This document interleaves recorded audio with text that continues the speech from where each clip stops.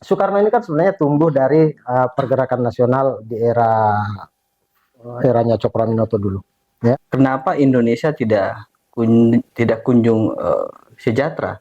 Karena kalau tidak begitu, maka kita akan mengulangi kesalahan yang sama.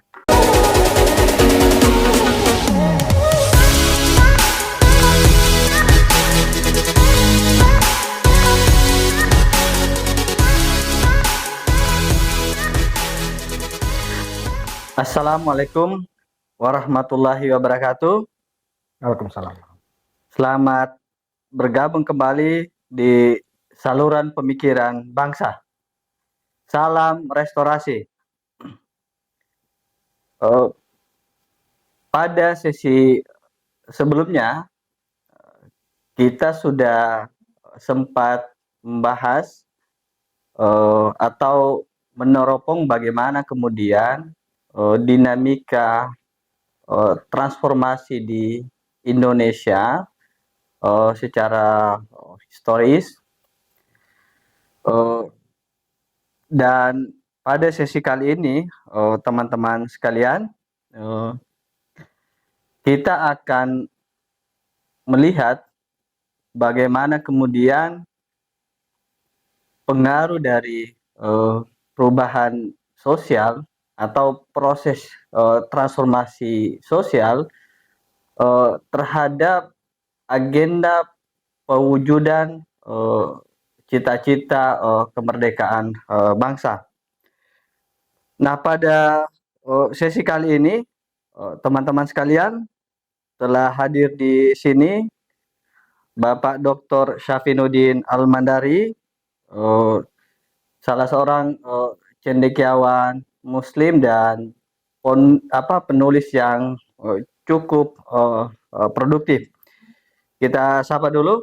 Selamat sore Bang Safin. Selamat sore. Gimana kabar Bang Safin? Sehat. Ya,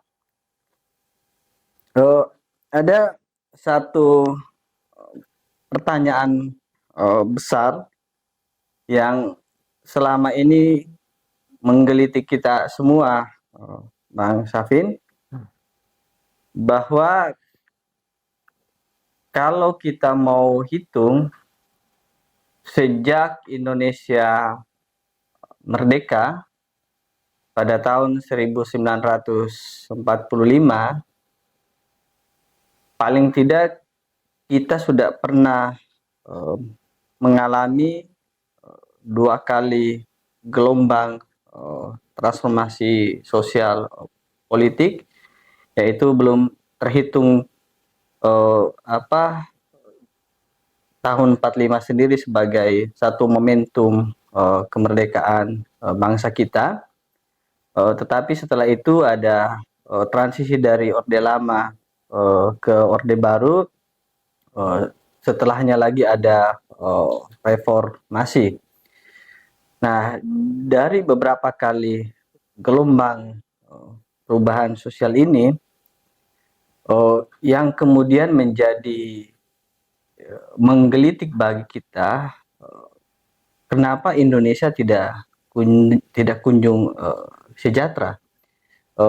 Cita-cita para founding father kita bahwa Indonesia ini didirikan, Indonesia ini dimerdekakan agar bagaimana kemudian kita bisa mandiri secara ekonomi, ya, bisa berdaulat secara politik, itu juga tidak kunjung terwujud. Kira-kira bagaimana itu, Bang Safin? Ya, terima kasih banyak. Sebenarnya pembicaraan ini ada pada ranah kemandirian, ya. Maksudnya kapan bangsa Indonesia ini secara kalau menurut Tan Malaka itu merdeka 100% itu sepertinya kita belum pernah sepenuh-penuhnya mengalami hal tersebut. Anggaplah misalnya eranya Soekarno dari tahun 1945 sampai 1966 itu merupakan pergolakan untuk merebut sepenuh-penuhnya kemandirian.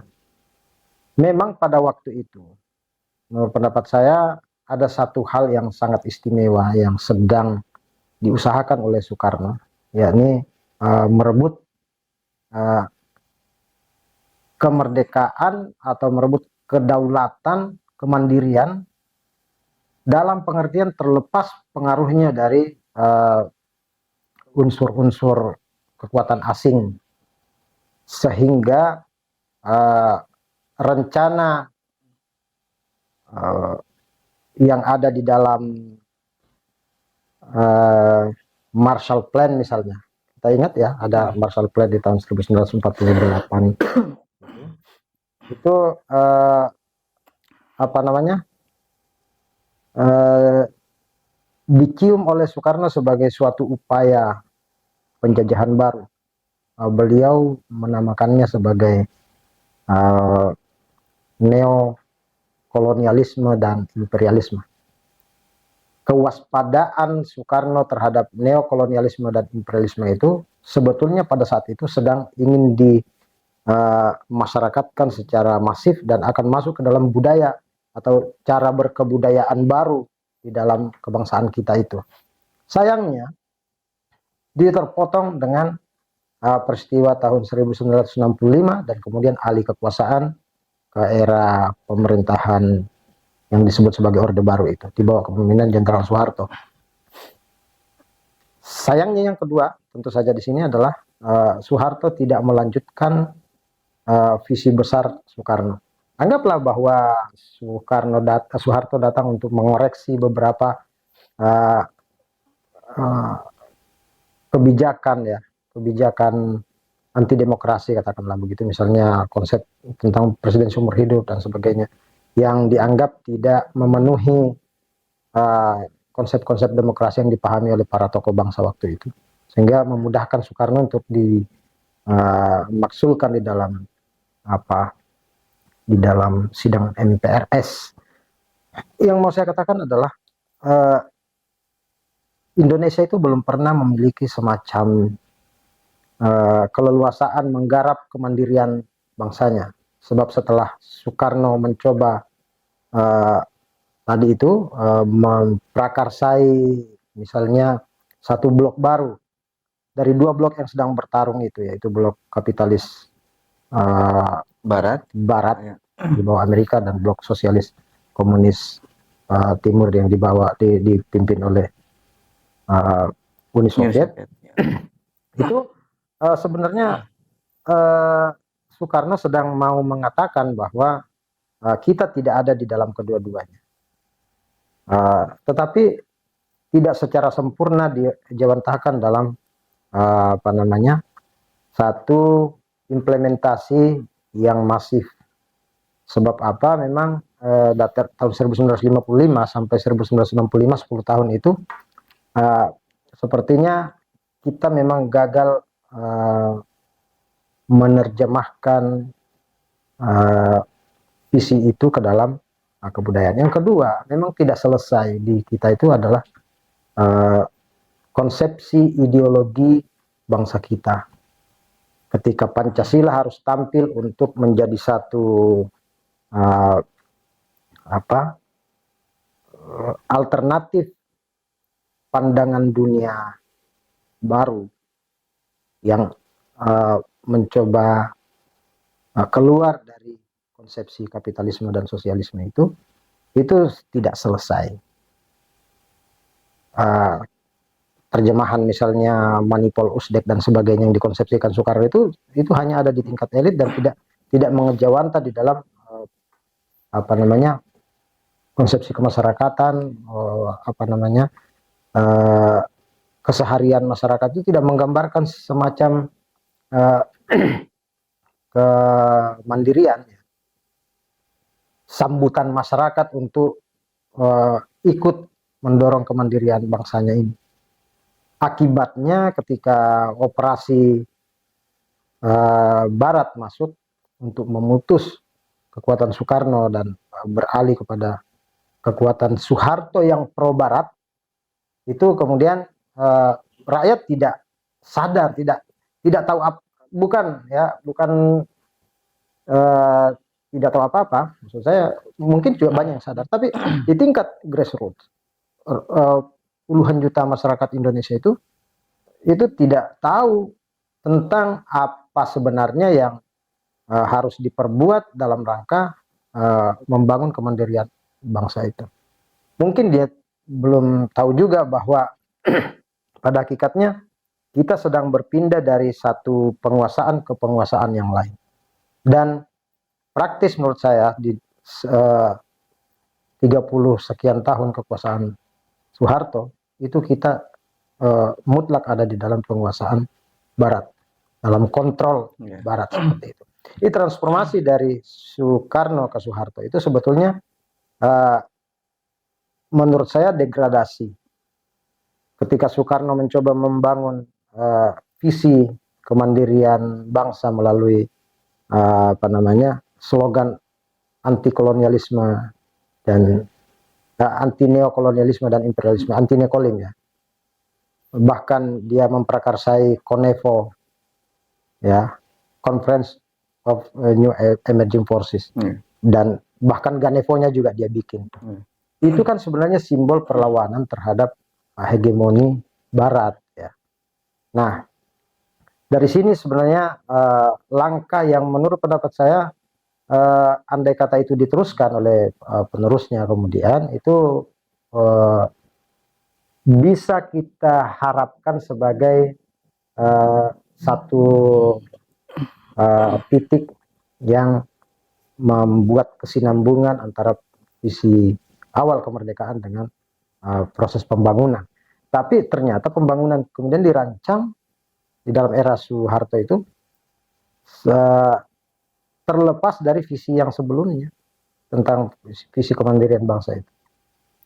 Semua rancangan ya kemana? Artinya Bang Syafin mau menyatakan bahwa problem Indonesia hari ini itu tidak terlepas karena ada masalah leadership ya, masalah kepemimpinan nasional yang kemudian mengalami degradasi dalam konteks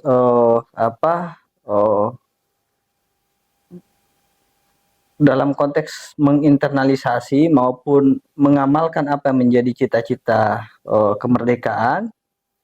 Juga ada problem ideologi bangsa yang belum tuntas dibicarakan, karena kita tahu persis di masa lampau, di era-era menuju ke kemerdekaan maupun di masa-masa awal pasca kemerdekaan, diskursus tentang ideologi kebangsaan itu begitu begitu intensif, begitu sering dibicarakan. Iya betul.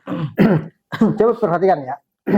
Soekarno ini kan sebenarnya tumbuh dari pergerakan nasional di eranya Cokroaminoto dulu, ya, sampai munculnya kemerdekaan yang dia sendiri yang memproklamirkannya. Artinya di sana dia paham betul tentang apa jiwa kolonialisme itu.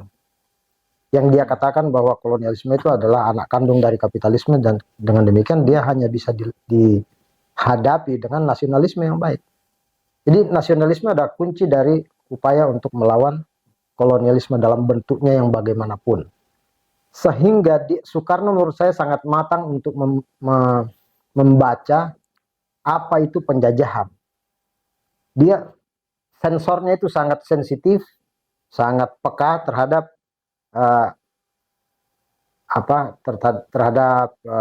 penjajahan. Gerak-gerik penjajahan itu dia tahu. Dia tahu aroma penjajahan itu kayak apa. Sehingga begitu muncul misalnya tawaran tentang pembangunan infrastruktur di negara-negara yang baru saja merdeka misalnya, lobby asing yang masuk, lobby barat tentu saja di sini untuk masuk ke situ, itu sebenarnya dia segera dia cium sebagai sebagai model penjajahan baru, neokolonialisme itu. Karena kita akan terikat dengan berbagai macam konsesi ketika kita diberikan bantuan dan sebagainya. Ini kan kalau kita cross check kepada tulisannya John Perkins itu sangat sangat sesuai. Jadi apa yang Soekarno gambarkan dulu sebagai neokolonialisme dan imperialisme itu persis seperti apa yang diceritakan oleh John Perkins ketika menceritakan mengenai adanya bandit ekonomi itu, hitman, economic hitman. Ya, economic hitman. Jadi ada sebenarnya kekuasaan korporasi, korporatokrasi istilahnya kan, oleh Perkins itu disebutnya. Kepekaan Soekarno terhadap korporatokrasi itu sebenarnya sudah ada, walaupun Soekarno tidak menyebutnya korporatokrasi, tapi dia sebut sebagai neokolonialisme dalam rangka mengajak komponen bangsa Indonesia untuk menebalkan semangat nasionalisme.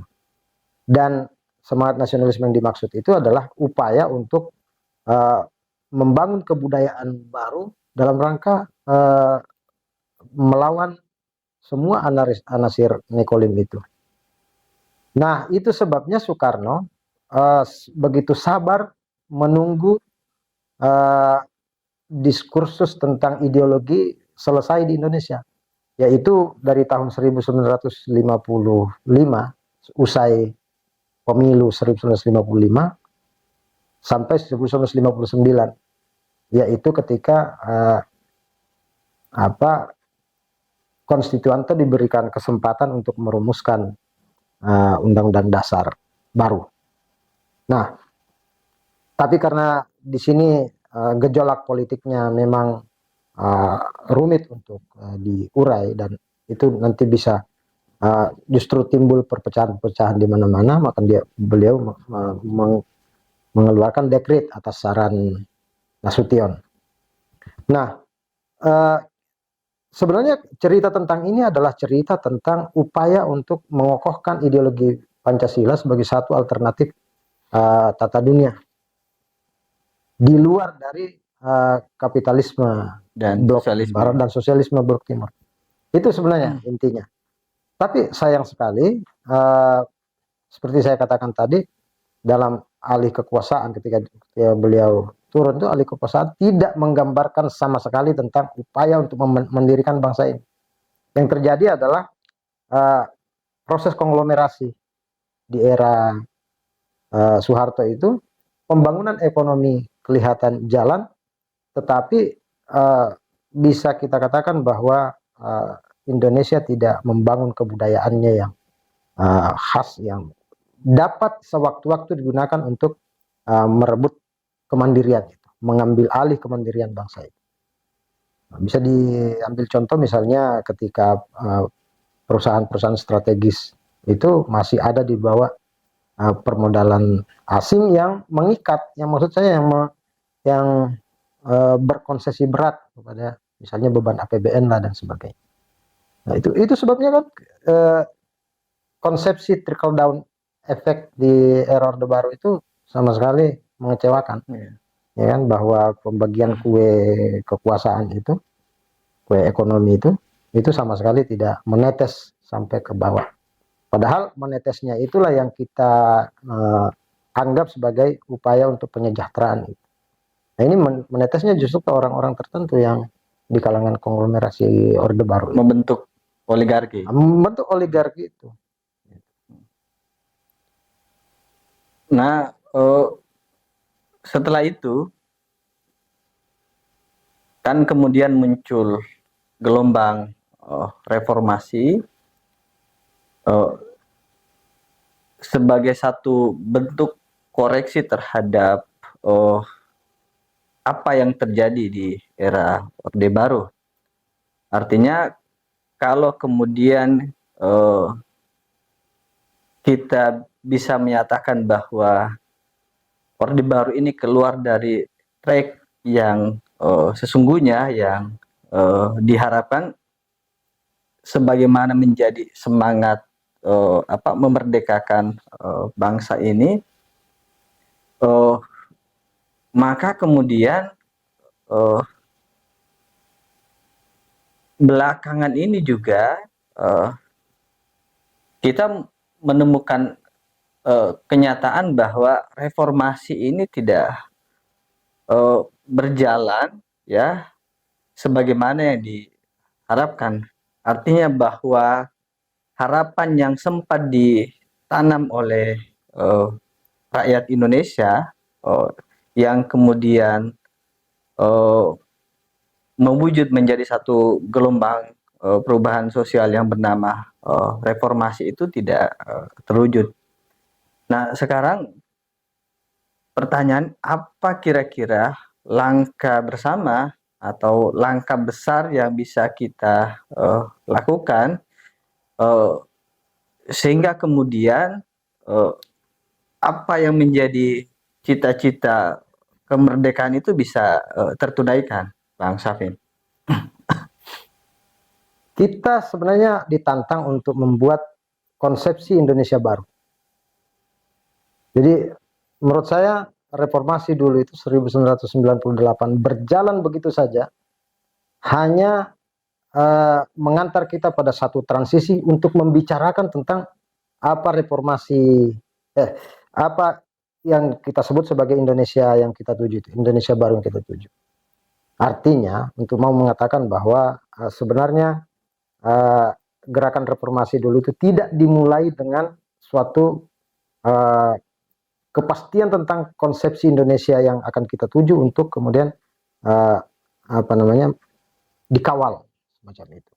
Jadi kita berubah pada waktu itu tidak dalam satu konsepsi Indonesia yang sudah kita persiapkan. Nah, dengan demikian jawaban dari pertanyaan tadi itu menurut pendapat saya memang yang harus dilakukan sekarang ini adalah mempersiapkan konsepsi Indonesia baru untuk proses perubahan berikutnya. Karena kalau tidak begitu, maka kita akan mengulangi kesalahan yang sama. Kita akan mulai kesalahan yang sama. Saya pernah dengar dulu beberapa tokoh yang mengatakan bahwa kita sedang memberikan cek kosong kepada pemerintahan baru pasca Soeharto. Dan itu benar saja sebetulnya. Semacam suatu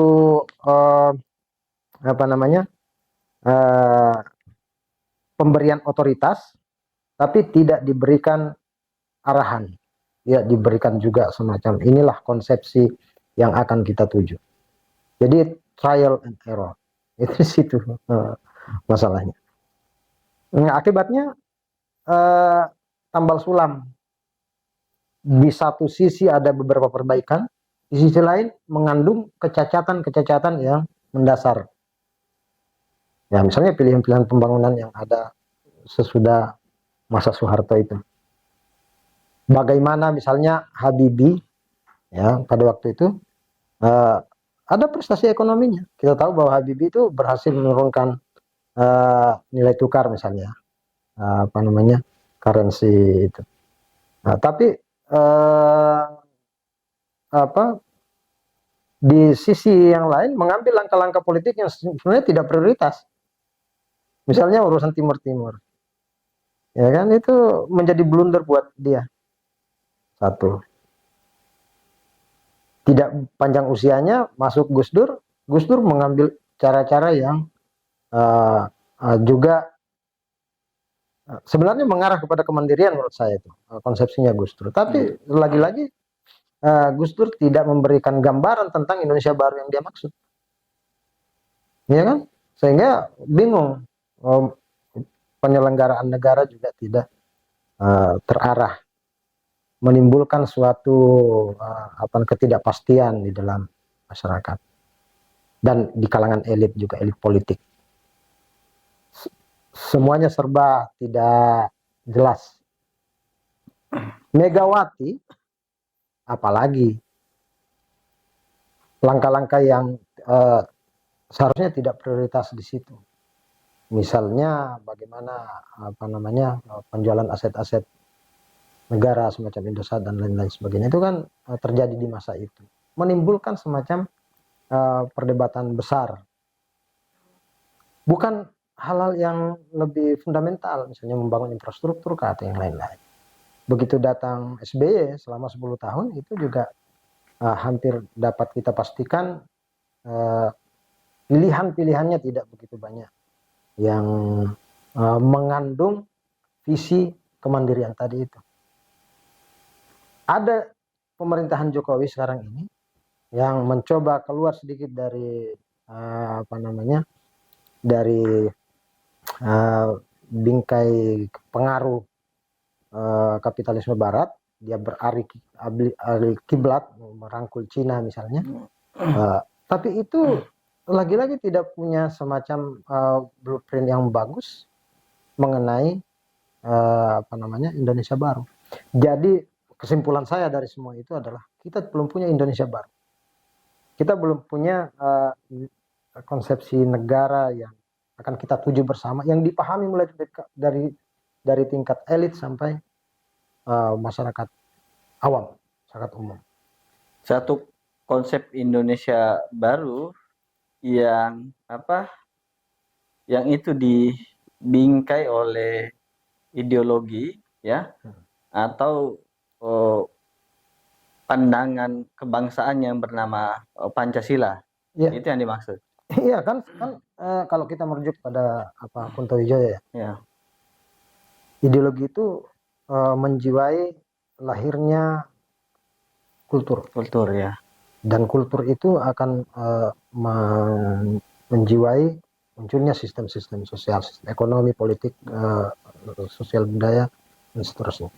Maksud saya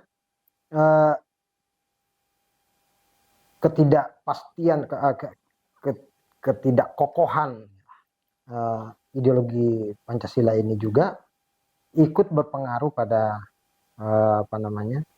pada ketidakmampuan negara kita ini, ketidakmampuan bangsa kita berdiri sebagai satu entitas kebangsaan yang tidak dipengaruhi oleh siapapun.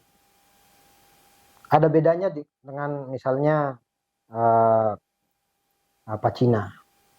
Cina punya karakteristik kebangsaan, ideologi sendiri yang dengan ideologinya itu dia gunakan untuk menakar semua pengaruh asing. Ya.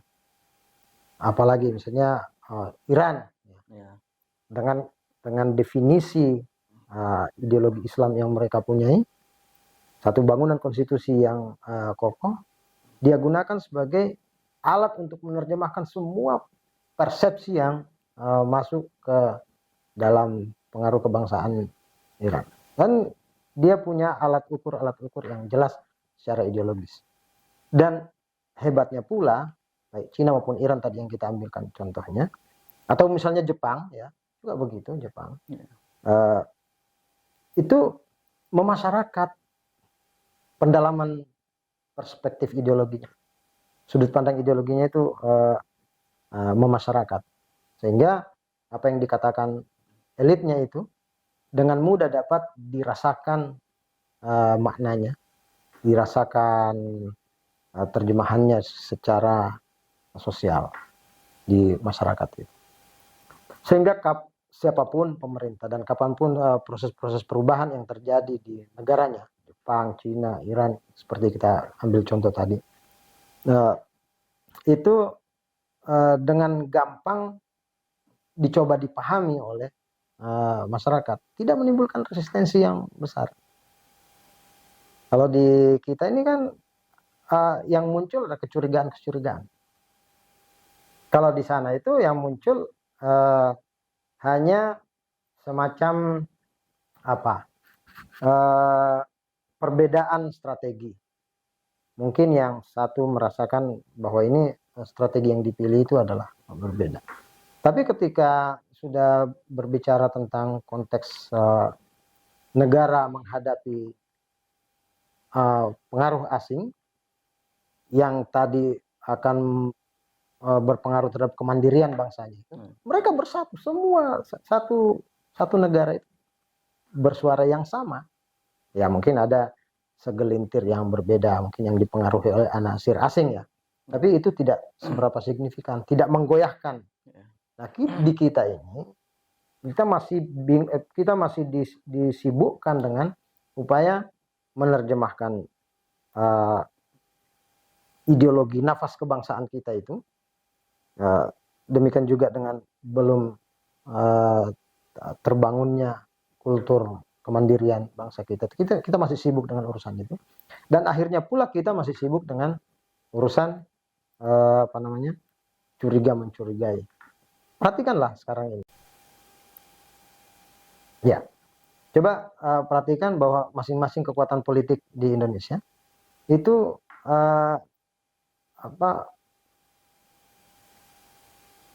memiliki semacam derajat kecurigaan yang menurut saya sangat tajam, dan itu bisa mengarah pada perpecahan. Itu kan sangat rawan. Kejadian semacam ini itu bukan sesuatu yang bagus untuk digunakan sebagai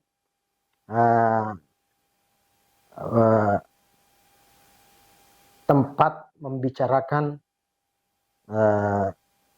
rencana penyejahteraan, pembangunan kesejahteraan, bukan di situ. Jadi orang mau bicara tentang kesejahteraan dalam konteks ruang semacam ini, itu menurut saya rasa-rasanya tidak pas. Karena yang muncul itu adalah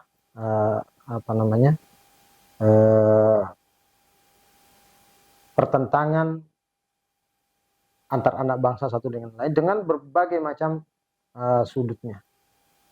Ada yang kecurigaan pada misalnya investasi asing yang berlebihan, tapi ada juga yang terlalu menganggap bahwa itu tidak ada pengaruhnya sama sekali terhadap kesejahteraan, abai terhadap kesejahteraan. Contoh saja, kita ambil pelajaran dari daerah-daerah yang di dalamnya ada investasi asing semacam di Timika. Itu berapa puluh tahun ya? Sudah 40 tahun lebih. 40 tahun. Keadaan masyarakat di sana itu tidak berubah sama sekali dengan adanya investasi asing. Nah, kita ulangi lagi di Morowali kan. Artinya mungkin visi yang dibuat di Morowali itu ada kemajuan, saya rasa ya. Kalau kita mau mencoba mendalami itu. Tapi apakah sudah inherent dengan upaya untuk membawa masyarakat itu ikut sejahtera di situ? Problemnya di situ. Andai kata ini mungkin dalam konteks pertumbuhan ekonomi di daerah tersebut, iya. Tapi itu belum berdampak pada kesejahteraan rakyat. Persis. Itu yang kita sorot sebenarnya. Artinya memang tidak selesai kita punya rangkaian perencanaan yang menyeluruh di dalam konteks ini. Di situ letaknya menurut saya. Nah, itulah jawaban tentang mengapa kita sampai sekarang ini sudah sekian puluh tahun, 70 tahun lebih, kita tidak kunjung menemukan semacam harapan kesejahteraan. Jangankan sejahtera ya, harapan kesejahteraan itu tidak bisa diwujudkan. Karena memang di dalam lanskap pembangunan ekonomi kita tidak memprioritaskan pemerataan. Jadi bukan pemerataan yang menjadi lokus pembicaraan pembangunan ekonomi kita. Tapi yang penting ada angka pertumbuhan ekonomi yang dapat menggambarkan tentang situasi pembangunan kita. Kan ukurannya itu. Padahal sebenarnya gejolak-gejolak yang muncul ini mereka itu tidak membaca angka-angka pertumbuhan. Apa arti 5-7% buat masyarakat yang ada di bawah? Apa arti angka-angka itu terhadap orang-orang yang membutuhkan pendidikan anak-anaknya, kesehatan keluarganya dan sebagainya. Nah, seandainya ini direncanakan secara utuh, saya membayangkan setiap daerah yang di situ ada investasi asing, industri besar, dengan sendirinya ada konsepsi tentang pemerataan yang menjamin misalnya tingkat kesejahteraan yang baik, kesehatan, jaminan kesehatan yang baik, kemudian pendidikan, Setidak-tidaknya itu. Terakhir, Bang Syafin, dulu kan memang ada perdebatan soal apa ideologi mana sebenarnya yang kemudian kita anggap tepat menjadi payung bagi bangsa ini kan.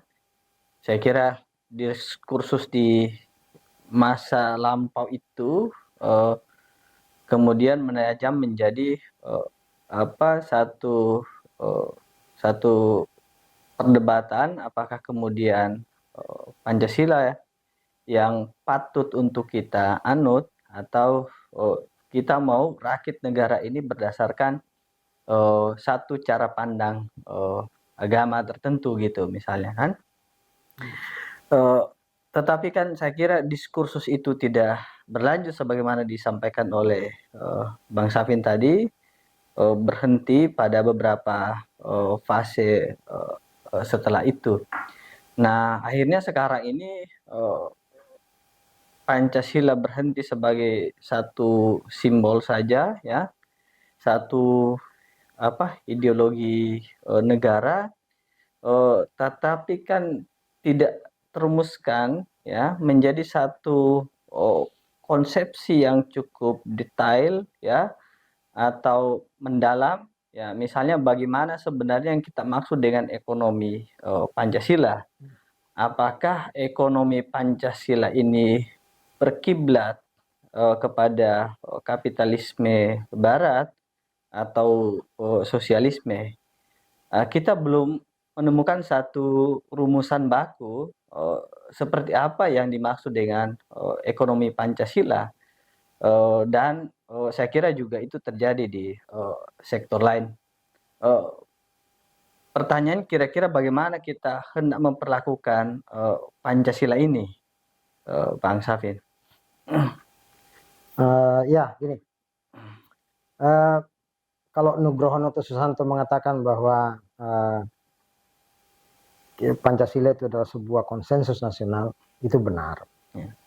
Karena Pancasila disepakati sebagai sebuah konsepsi yang menggabungkan beberapa ceruk nilai dari ideologi-ideologi yang berkembang, yang tokoh-tokoh bangsa kita itu mengalami diskursus panjang pada waktu itu. Yang kita simpulkan misalnya dalam tulisan-tulisan Soekarno atau tulisan tokoh-tokoh bangsa yang lain, Hatta misalnya, Syahrir, Tan Malaka dan lain-lain,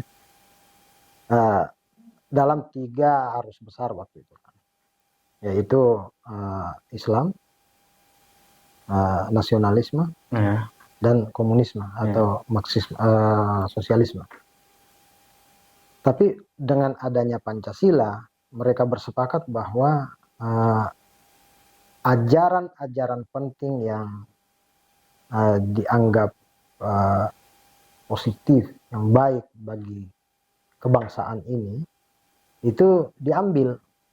Saya ambil contoh misalnya pasal 33 itu kan kalau kita baca cukup sosialistik gitu. Iya, Bahwa bumi, air dan kekayaan alam yang terdapat di dalamnya dikuasai oleh negara. Dan kemudian dipergunakan untuk sebesar-besarnya kemakmuran rakyat. Yeah. Artinya di sini sebenarnya tidak memberikan jalan bagi proses privatisasi kan seharusnya. Yeah. Dia benar-benar ada di dalam penguasaan negara. Semua tanah, air dan kekayaan alam yang ada di dalamnya. Tapi kan praktiknya beda. Yeah. Di situ. Undang-undang yang lahir sesudah itu, sesudah rumusan pasal 33 itu, banyak yang jauh nafasnya dari dikuasai oleh negara itu. Implementasi dikuasai negara kan tidak seperti yang dijalankan di dalam konsepsinya Hatta misalnya. Nah ini menurut saya yang agak berbeda. Jadi berkaitan dengan itu, menurut saya memang eh, konsepsinya itu Pancasila maksud saya itu sudah mengambil beberapa nilai yang positif dari sejumlah eh, sejumlah ideologi yang ketika itu bertarung ya. Artinya jalan tengah Pancasila itu. Tetapi implementasi Pancasila banyak sekali yang bertentangan dengan semangat Pancasila itu sendiri. Jadi akhirnya menjadi ideologi yang tidak Pancasila jadi tidak tegas, misalnya ekonominya itu sosialistik misalnya, tidak tegas. Dan perlu dicatat bahwa sosialistiknya ekonomi yang ada di dalam konteks pasal 33 misalnya itu tentang perekonomian negara itu tidak bertentangan dengan semangat ideologi lain, misalnya Islam. Saya rasa tidak bertentangan karena kalau Islam itu kan tidak menghendaki adanya perguliran modal, perputaran modal pada segelintir orang saja. Artinya menolak oligarki kan. Kalau menolak oligarki artinya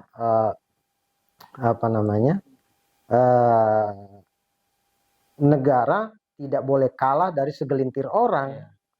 Bahwa kemudian negara membutuhkan segelintir orang untuk mengelola perekonomian itu wajar saja, sepanjang segelintir orang yang mengelola perekonomian negara ini tetap dikuasai, dikontrol oleh negara untuk kepentingan pemerataan. Nah itu kalau begitu definisi oligarki saya rasa oke saja. Tapi oligarki yang dimaksud di sini kan sebenarnya bukan itu. Oligarki itu adalah segelintir orang yang menguasai perekonomian atau menguasai banyak aspek di dalam negara. Termasuk diantaranya adalah pengaruhnya terhadap kekuasaan, pengambilan kebijakan dan lain-lain yang mendikte negara. Nah itu yang kita sebenarnya kita tidak ingin. Atau katakanlah tidak mendikte, katakanlah tidak mendikte tapi negara tidak bisa berbuat apa-apa terhadap kekuatan-kekuatan ini. Nah itu yang kita sebenarnya tolak. Dan itulah yang ditolak oleh semangat pasal 33. Ditolak oleh Islam, apalagi Marxisme, sosialisme. Dan juga sebenarnya ditolak oleh konsep welfare state. Kalau kapitalisme itu kan ada sedikit ininya ya, implementasi yang diterapkan di negara-negara tertentu dengan konsep welfare state, negara kesejahteraan. Nah itu menurut saya yang belum terjadi. Jadi kesimpulan saya begini.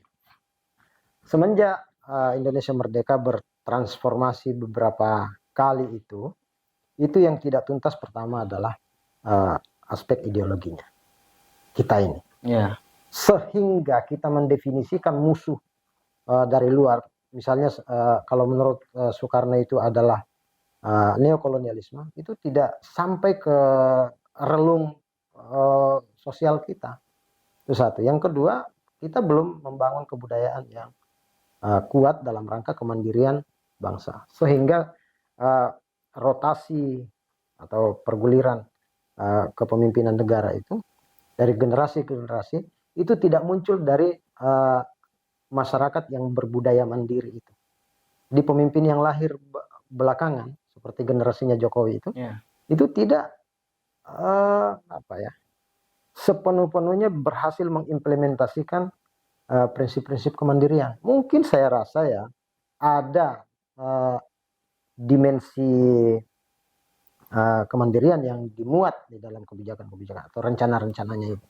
Tapi tidak secara masif memberikan penjelasan kepada publik yang harusnya yang kemudian harus didukung oleh publik itu sendiri.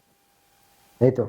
Terus yang ketiga adalah kita tidak secara konsisten mengimplementasikan konsensus nasional kita. Itu yang terlihat di sini, sehingga lain yang ada di dalam teks penting bangsa kita ini seperti Undang-Undang Dasar 1945, eh, Pancasila, dan lain-lain itu berbeda dengan implementasinya.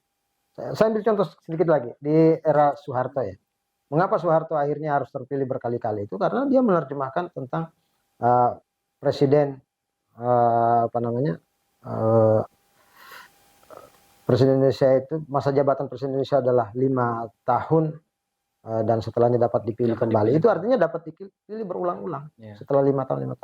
Itu kan artinya tidak sesuai dengan semangat penyusunan apa namanya itu pembatasan kekuasaan. Ya, tidak ada pembatasan kekuasaan sebagaimana terjadi setelah reformasi. Ya. Nah itulah yang menurut saya memang harus diperbaiki. Kesimpulan yang terakhir adalah kunci dari pertanyaan tadi itu mengapa kita selalu gagal? Karena setiap transformasi kita itu tidak dimulai dengan konsepsi tentang Indonesia baru. Gitu. Semacam itu. Ya, teman-teman sekalian, saya kira menarik diskusi pada sore hari ini. Satu poin penting yang bisa ditangkap dari apa yang disampaikan oleh Bang Syafin pada diskusi kali ini adalah kenapa kemudian cita-cita kemerdekaan itu tidak kunjung tertunaikan hingga hari ini, karena memang selama perjalanan kepemimpinan ya dan kekuasaan itu tidak dikelola berdasarkan satu konsep kebangsaan yang memang bersumber dari ideologi Pancasila yang sudah menjadi konsensus bersama kita untuk menjadi ideologi bagi bangsa kita. Mungkin demikian ya, Bang Syafin. Ya, teman-teman sekalian, demikian bincang-bincang kita pada sore hari ini.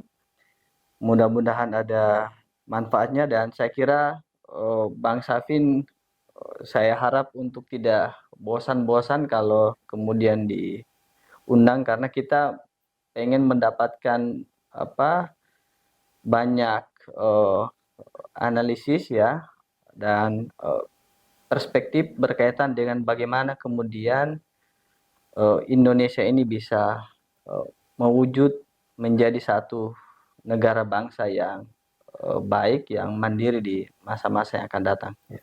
Ya, demikian bincang kita sore hari ini, teman-teman sekalian. Saya akhiri. Billahi taufiq wal hidayah. Wassalamualaikum warahmatullahi wabarakatuh. Salam restorasi.